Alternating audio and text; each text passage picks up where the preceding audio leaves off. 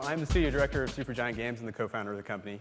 I'm from the team of 7 people who made Bastion. And when me and the co-founder, Gavin Simon, moved into the living room of a house in San Jose to build Bastion slowly, we built our team slowly to 7 people, and we debuted on Xbox Live Arcade.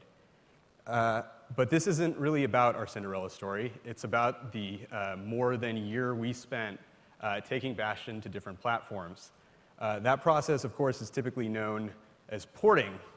And the thing about ports is that everybody hates ports. Developers hate working on ports because they tend to be creatively uninteresting. Platforms hate receiving ports because they tend to be inferior versions of products. And fans especially hate ports because often the thing they're given is some pale version of whatever the first version was. We had great curiosity to know what kind of player it might find in the various places we put it. The second thing we wanted to do was actually develop relationships with platforms and see what platform holders want out of the games.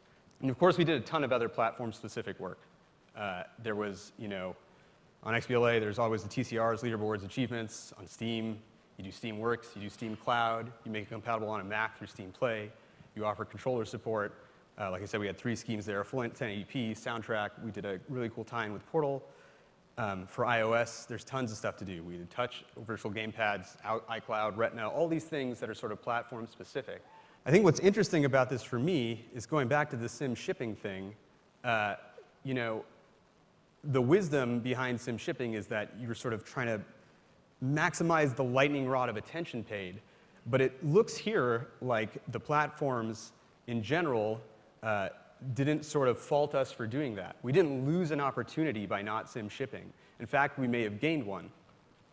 It's kind of interesting stat about this too is that over 90% of the copies sold, and Bastion sold over 1.7 million copies, were sold after its first month. So it kind of just built over time. It kind of excites me for what the future of making those kinds of games is, right? It's suddenly kind of like you're a band on tour, and like the first thing you release is just your album launch or something. And then you're going to take all these stops at all these different cities along the way. And some of them may be more out of the way, and those guys really appreciate it when you go there. And some of them are bigger venues. This is an image from sort of one of my personal favorite stops on the tour, which was the Humble Indie Bundle 5, where Bastion was packaged in with Limbo and Amnesia and Psychonauts and Sword and Sorcery. And we got to do a lot of cool stuff, building a trailer together, working together on art, and all that kind of stuff that I think the fans really appreciate. It also makes me wonder if the future of sort of multi-platform design is interface agnostic. That might be this idea that we can simplify things on ourselves by making designs which kind of are super simplified and they're just going to work on every sort of interface that we put them on.